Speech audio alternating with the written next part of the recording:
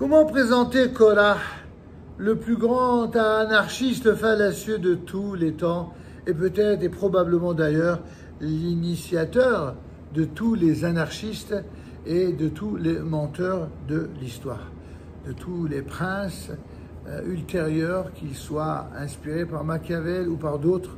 Nous allons voir comment ici la Torah nous rappelle que Korah, fils de Yitzhar, fils de Kehat, fils de Lévi, forma un parti avec Dathan et Abiram, fils d'Eliab et On, fils de Peled, descendant de Réhouven. Ils s'avancèrent devant Moïse avec 250 des enfants d'Israël, pas n'importe qui, des chefs de tribunaux, des princes de la communauté, membres des assemblées, personnages notables, et s'étant ainsi attroupés autour de Moïse, d'Aaron, et leur dire « C'en est trop de votre part, ça suffit avec vous.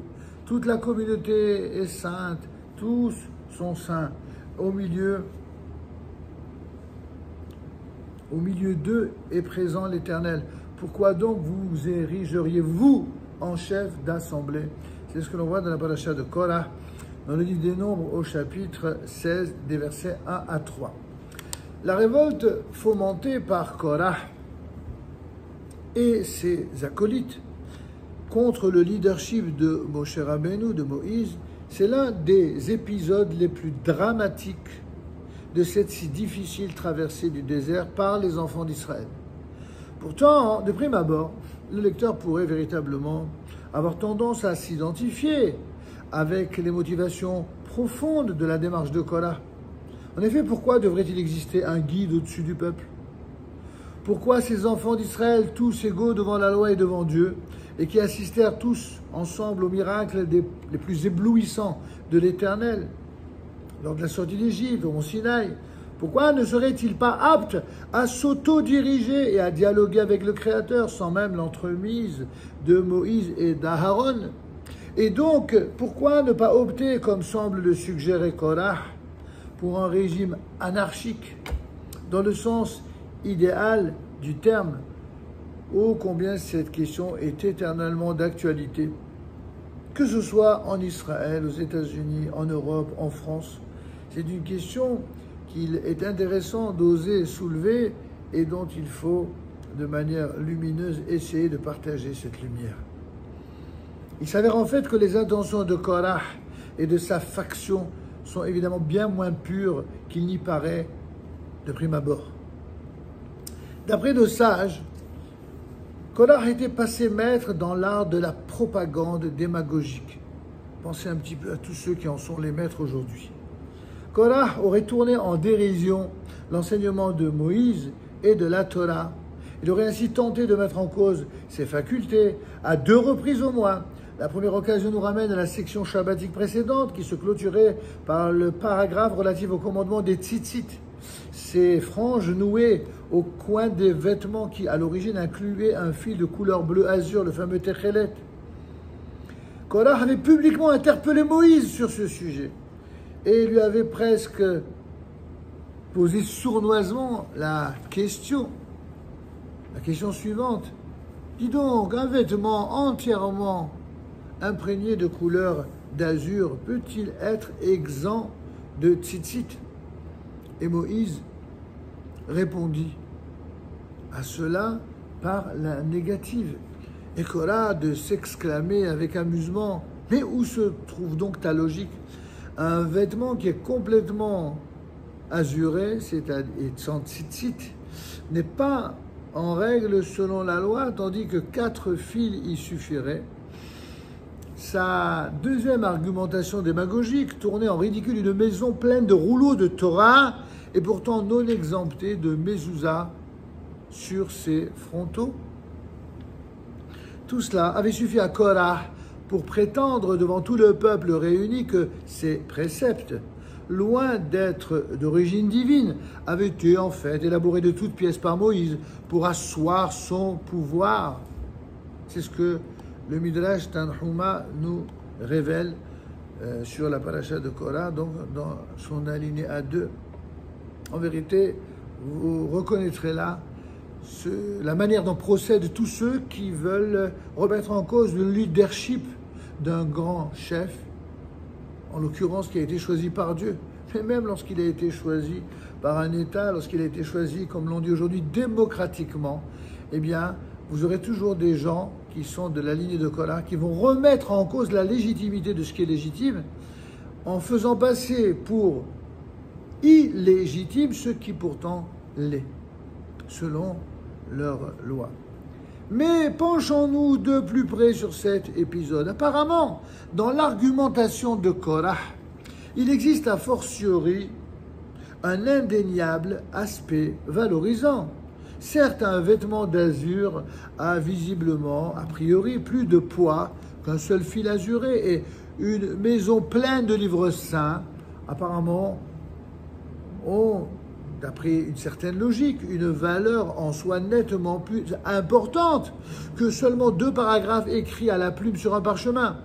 Dans son commentaire sur la Torah, Rabbeinu Behaye ben Asher, à ne pas confondre avec Rabbeinu Behaye ben Pakuda, qui est l'auteur du Chovat HaLevavot, il explique que cette argumentation fait directement allusion au peuple d'Israël, comparé à un châle azuré ou à une maison pleine de livres saints. Or, Korah reste justement surpris. Si c'est bel et bien l'état actuel du peuple pendant la traversée du désert, mais pourquoi donc aurait-il besoin d'un leader comme Moïse à sa tête? C'est pourquoi Korah a habilement choisi de brandir un symbole, le drapeau le plus prisé par les foules, celui de l'égalité et de l'anarchie. À chaque fois que quelqu'un veut remettre en cause un pouvoir légitime, il brandit toujours par le biais de l'anarchie et avec les apparences de l'égalité. Comme l'explique Nachmanide, Moshe ben Nachman voulait ainsi récupérer la prêtrise et la confier à sa famille. C'est la raison pour laquelle Moshe Rabbeinu nous dit ça suffit.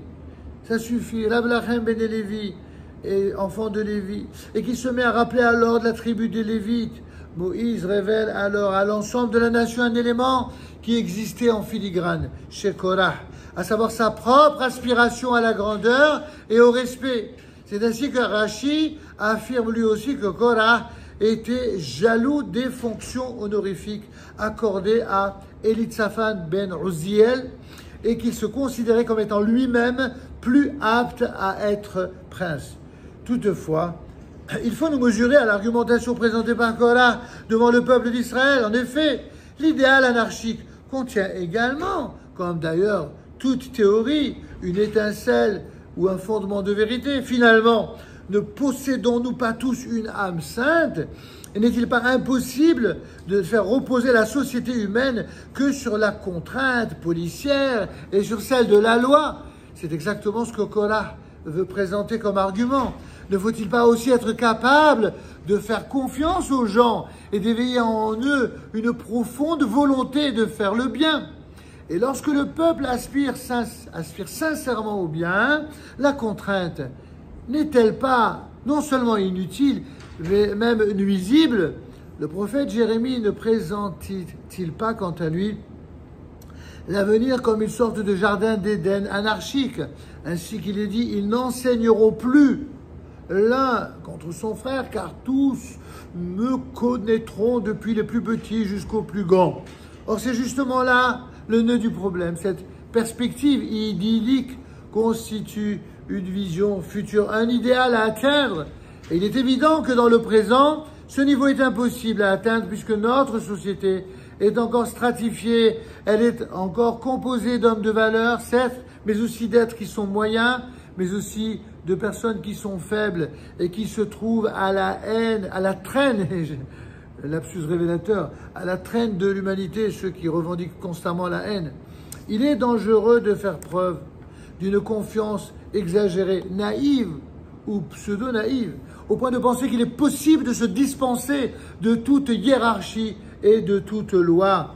Dans le même ordre d'idées, il est parfaitement exact que toute la communauté d'Israël est sainte, mais uniquement au niveau de son potentiel prétendre, comme a voulu le faire Korah, que toute la communauté se situe au même niveau que le grand prêtre Aaron, qui a consacré toute son existence, toute sa vie à se purifier, à approfondir la loi et la vertu, c'est faire fi de toute honnêteté, mais aussi de tout effort moral et se moquer de toute valeur.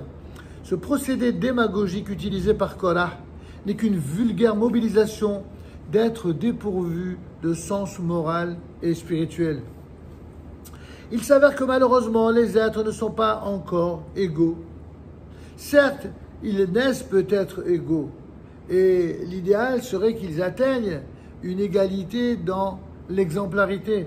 Mais on sait bien que, à partir de ce point de départ, les uns se servent de leur liberté pour devenir des esclaves de leur ego ou de leur pulsion, pendant que d'autres l'utilisent et le consacrent au service de la vertu et de la sainteté. L'argument donc de Korah est donc extrêmement et très dangereusement fallacieux.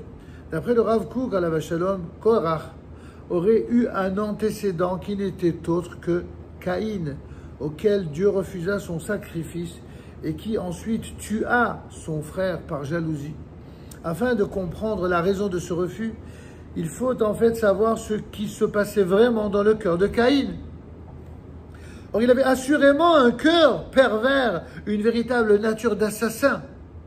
Comment peut-on oser présenter à Dieu un sacrifice alors que le cœur est déchiré par des pulsions meurtrières? Il est vrai qu'à cet instant précis, Caïn n'avait pas encore ôté la vie à son frère. Mais on ne devient pas un assassin en un seul instant. Ceux qui proclament le nom de Dieu et qui assassinent, cela signifie qu'ils sont déjà dans l'âme des assassins. Il faut d'abord entretenir les pulsions instinctives qui éclateront plus tard au grand jour. Dieu l'expliqua d'ailleurs clairement à Caïn, quand ce dernier se montra si déçu suite au refus divin. Comme le texte nous le rappelle, des instincts horribles trouvent légitimation dans ta personne et avant toute chose, il faut s'en purifier. Mais estimant que tous les êtres sont égaux, alors Caïn s'est entêté à offrir un sacrifice à Dieu alors que son cœur était déjà enflammé par la colère et le désir de tuer. L'héritière spirituelle de Korah n'est autre que dans ses prémices, en tout cas dans le début, la chrétienté qui a d'emblée proclamé haut et fort que tous les peuples de la terre étaient égaux.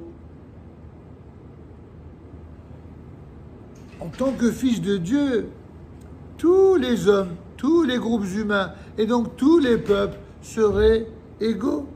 Et la notion de peuple élu n'aurait évidemment plus aucun sens. Tous les hommes pourraient paraître ainsi appartenir, au moins dans l'esprit, à Israël. Mais c'est là une approche évidemment complètement erronée. C'est ce qui explique cette jalousie maladive d'identification à Israël. Le peuple d'Israël possède une identité particulière qui s'est dévoilée durant un long parcours historique et moral. Les valeurs humaines et les fondements spirituels que le monde civilisé se réjouit de posséder ont été puisés dans la Bible hébraïque. Eh bien non, le peuple juif n'est pas un peuple comme les autres. Il possède une identité particulière, comme le rappelle les Oroth à la page 32. Jean-Paul Sartre prétendait réduire l'identité juive à un phénomène sociologique. Pour lui, le sentiment d'appartenance au peuple juif ne serait que la résultante d'une histoire douloureuse, plus précisément de l'antisémitisme, ce peuple juif étant constamment appelé à lutter pour sa propre sauvegarde. En vérité, les juifs que Jean-Paul Sartre a connus, les juifs qui étaient autour de lui, étaient effectivement ressemblants à cela. C'est pour ça qu'il a cru que les juifs n'existaient en tant que juifs que par rapport à la souffrance qui a été endurée par les juifs et qui a été subie, n'est-ce pas, de la part des antisémites. C'est ça les juifs de Sartre. Mais ça n'a aucun rapport avec les juifs qui, eux, sont restés fidèles au judaïsme. Évidemment, c'est encore une vision erronée que l'existence sartrienne. Car notre peuple est né bien avant l'antisémitisme. L'exil où subit toujours et où sévit toujours La haine systématique de Juifs dans bien des sphères est une chute qui se répare de nos jours. Une époque où il devient encore plus évident que le peuple juif a bel et bien une identité à lui. D'ailleurs, quelques jours avant sa mort, Jean-Paul Sartre n'a-t-il pas reconnu que notre peuple n'était nullement un résidu sociologique? Finalement, même lui, à l'article de son départ, eh bien, il a fini par le reconnaître. Et donc, le peuple juif n'était, dit-il, nullement un résidu sociologique de son histoire, mais qu'il possédait une identité définie de façon fort étonnante par un philosophe athée, l'attachement à Dieu. Car au cœur de chaque homme juif, le plus souvent à son insu, lui, du verbe luire, lui une étincelle de croyance et de confiance en Dieu. Cependant, il serait erroné de mettre au second plan l'effort humain de droiture et de sainteté, et de penser que l'on peut jouir de la félicité éternelle en se contentant de prononcer quelques paroles de foi, comme dans le reproche du roi Khazar, n'est-ce pas, comme on le voit, comme on l'étudie en ce moment de le célèbre Kuzari, qui s'étonne qu'une simple profession de foi puisse contribuer à élever un homme au 7e ciel, ce à quoi ne permettrait pas d'aboutir une vie entière d'efforts moraux. L'argument que Caïn avait tenté d'avancer au plan individuel, eh bien Korah l'a brandi au niveau de la nation tout entière, tout comme le christianisme l'a gravé sur son drapeau pour l'humanité entière. Le Rav Tzvi Yehuda Cohen Cook, alav shalom, le répétait formellement. Différencier, ce n'est pas séparer. Différencier, ce n'est pas opposer. Toute l'humanité est certes une grande famille. Chacune a une valeur importante, considérable. Elle a un rôle à jouer, que en tout cas Israël le lui reconnaît.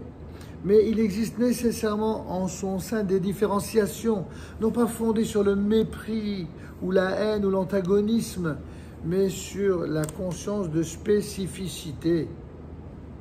De même, il faut savoir distinguer à l'intérieur même de notre peuple entre l'homme de vertu et de sainteté et celui qui est attiré par des instincts matériels, égoïstes et qui va chercher chez les nations son soutien pour contrer sa propre intériorité. Mais nous faisons partie, en vérité, de la même famille. Ne sommes-nous pas liés par des liens profonds? Ce qui nous rapproche n'est-il pas infiniment plus important et intense que ce qui nous sépare?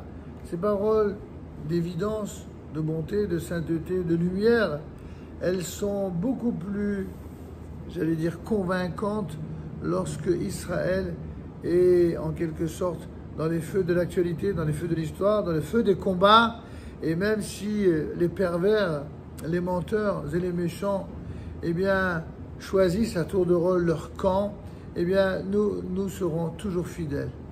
Chez ceux qui, à l'image de Moïse, de Moshe Rabbeinu et de tous ses fidèles disciples, eh bien, resteront attachés à combattre Korah et tous ceux qui sont aussi démagogiques et aussi fallacieux dans leur propagande démagogique, parce que telle est notre vocation de lutter contre tous les saboteurs démagogiques de l'histoire.